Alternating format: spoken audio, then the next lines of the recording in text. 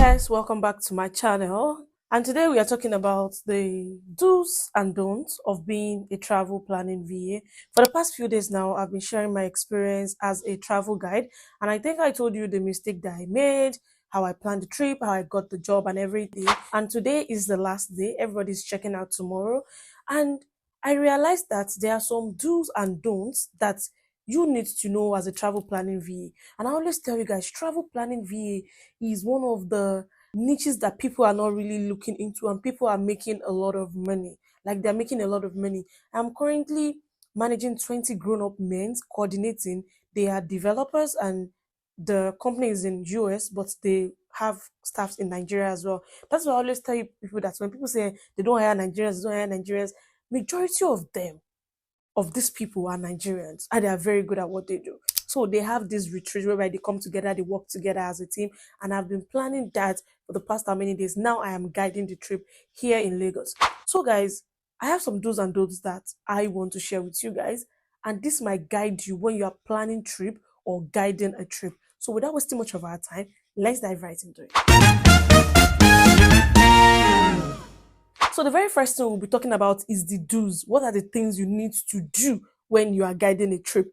The very first one is to ensure you meet the client and be clear on expectation. Have a meeting with the client. Day by day, these are the things I'll be doing. Ensure that everything is clear so that you have a guide that is guiding you. Okay, in the morning, this is what I will do. In the afternoon, this is what I will do. See, as a travel planning VA or guiding a VA, it is your duty to wake up in the morning and send a message to the group like, hey, everybody, breakfast is ahead. Everybody, it's time for lunch. It's time for breakfast. You need to inform them. You don't assume that people knows. Like early in the morning like this, I'm always quick like, hey, hello, breakfast is at 9 today or breakfast is at 8. Depends on our schedule for the day. Okay, lunch is this, lunch is that. It is very, very important. You need to remind them. And when you are clear on expectation, you know. Now we are checking out tomorrow. Some people are leaving today. I've went to the reception to coordinate their airport transfer. Some people came from abroad, so I need to coordinate their transfer. Like, is the driver ready? Is the time I want the driver to be here so that they can move when they're supposed to move. It is important. And number two, which is actually one of the mistakes I made too, is to get familiar with the area. As a travel guide, whenever you are guiding a trip, whether in Nigeria or any other country, it is your duty as a travel guide to get to the event a day prior to when people will arrive. But for me, I got here that day, like day one. I'm supposed to be here a day prior. But I thought because it is Lagos now, at least I will be fine. And I made a lot of mistakes. And what are the mistakes that I also made is that I am supposed to get familiar with all the restaurants that we're supposed to visit. We've already planned, like, okay, on this day, dinner, we are going to this particular restaurant. On this day, we are going to this place. On this day, we are going to this place.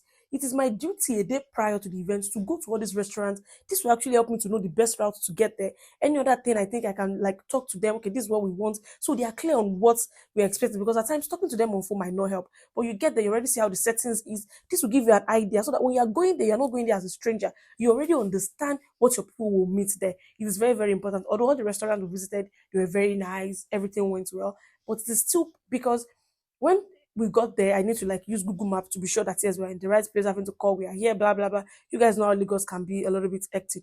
That is another one. And number three is to have a contingency plan. It is very, very important. As a travel guide, a lot of things will change. We are supposed to go on a tour. We didn't let her go because things changed. There are so many activities that we have to move around. So you have to have like a contingency plan. There's a particular restaurant we're supposed to go, but when we got there, we realized that they can't even take us. Like, the place is too small and everything. I need to start looking for something on the spot. And as a travel guide, you should have a contingency plan. Like, okay, I know we are going to this restaurant. What if this restaurant won't work? Okay, this is my plan B. This is where we will go. Or because at times we go for dinner at 9:30. Imagine we get to a restaurant and they are closed. Where we will go? I need to ensure that I have another restaurant that they are open at that time that we can still go. It is very, very important. And another one that I want you to do is to dress well and be outspoken. See, as a travel planning VA, you need to dress well. Like, nothing beats that. And I always tell you guys, see, I'm not a fan of making my hair. I'm not a fan of nails. I'm not a fan of lashes. I don't even do makeup. Like, throughout this trip, I don't do makeup, but I know that I look beautiful when I'm on my lashes and when I have my nails on. You want to look presentable. Look presentable every day. Never to be caught on fresh. It is very, very important. So, guys, now the next thing we're going to be looking at is the don'ts. We've talked about the do's. Now let's talk about the don't of a travel planning guide and also travel planning VA. The very first one, which is very, very important, is never negotiate in Naira. I know you are Nigerian and people are coming to Nigeria to help you, like so that you can help them coordinate. The very first thing they might want to tell you is, okay, how much do you want to charge in Naira? One client has done that with me in the past, but I was able to like tell him, like, no, you found me on Upwork. You know I charge in dollars. Don't negotiate with me in Naira. And it's very important that you get paid per hour. And let me tell you the gist. If a company is coming to you and telling you that, okay, we want to give you a fixed price for every day, start with $4,000. As a travel guide, you get paid $4,000 for the entire trip, 7 days trip. $4,000 to guide a trip. I'm not saying planning a trip now. To guide a trip, 7 days trip, $4,000. Now, if they're saying, okay, we want to pay you per hour, the minimum you should go with is $20. For me on this trip, I charge 25. We started at 40, but they said no, the company's budget is $25.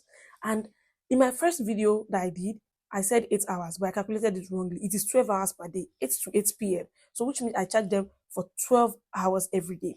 But there was a particular day we got back home at 1 a.m., which means that we didn't leave the hotel until 8. We got to the restaurant, they took their time, and we came back 1 a.m. So I charged everything. I charged 17 hours for that day.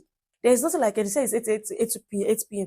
Don't let anybody use any emotional distance for you. Every hours, it is until you get to your room like this that you settled everybody. That is when your day ends and you need to charge it. It is important. And also, I want you to know that your client will be the one to pay for your hotel, accommodation, flights, every damn thing about you. I did some laundry here. They will be the one to like to pay for it. It is their duty. Everything they need to pay for it. And remember, I said that they will give you some cash.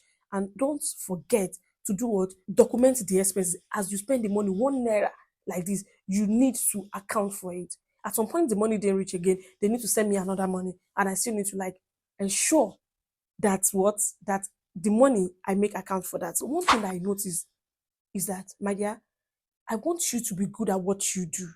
If you want a profession that you really love, be good at it.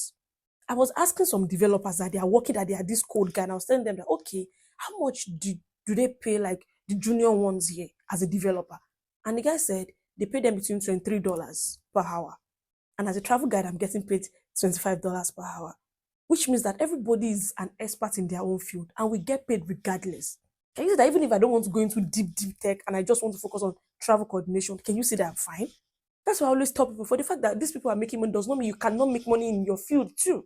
But people will pay you, like if you have real experience, people will pay you more. So I want you to note that exactly. And another thing, don't, which is very, very important, never take alcohol on a trip. I know you want to drink. I know you want to have life. You go out with them, they'll be having fun, they'll be drinking. Never. Don't try it, not even a drop. Because if they get drunk, who will coordinate the trip? Who will order the ride for them to go back home? Now imagine you that are supposed to coordinate people, the people are now the one coordinating you. You want to stay professional. Never drink on a trip. Never try it. Another one is, don't wear revealing clothes. I know you want to be a baddie, but this is a team retreat. Even if it is a vacation, as a travel guide, you need to be modest. I'm not saying don't dress like, dress okay, be elegant, but don't expose your body. Why am I seeing your body outside? No, you don't want to do that as a travel guide. It will even make them respect you more. Imagine I'm in the midst of 20 men. Imagine me wearing nonsense. Do you guys get it? And another thing is, don't overshare. Yes, you see, people will ask you a lot of questions. You need to be able to process it before you answer them. People ask about me, or what do you do? I share with them what I want them to know. These men are very nice, they're very accommodating. They took me as their sister, and we had a lot of discussion, but do not overshare. And last but not the least, please sell yourself. Network. Because today is the last day. I'm no longer working with them again. I've collected my money. But what did I do at the end? I greet them. Thank you so much. I really appreciate. I would love to work with your team in the future. This is my field. I can work as a travel planner. I can work as a project manager, as an HR. I can be an executive assistant. I can also support with the admin team. So if there's any opening in your company, I'll be willing to work with you. I didn't just say, and thank you so much for working with me, and I left. No, I already left them. You know that if you want to hire someone in this field, please think of me. That is how people succeed. You just need to have a client that trusts you, that keep referring you or keep coming back to you when they need your help. That is how people succeed in this remote worker. So guys, we've come to the end of this travel guide. So I'm going to be coming live anytime from now so that we can like talk about any question that you have regarding travel planning, share more experience about what I learned, because I realized that planning a vacation is different from planning a team retreat. And I think this has really like boost my confidence more when it comes to organizing things like this. And like I said, you learn on the job. There is, see, the experience, the most experience come from the job, and that is it. So before I go, if you really want to learn more about planning travels, you want to like be really good at what you do, we train people on how to be a virtual assistant, and part of it is travel planning VA. So you can actually come to class and see how we plan trips. And if this interests you, I click the link in the comment section, or you go to my profile, you'll see a work with me section, click on it, and you can enroll for our upcoming virtual assistant class. And I'll see you in class. So guys, let me know if you find this helpful, and if you do not forget to do what, to subscribe, to like, to share, to comment down below. And I'm going to be coming live one of these days to talk more about my experience. And if you have any question, I'll be there to answer your question. So, guys, thank you so very much, and bye bye.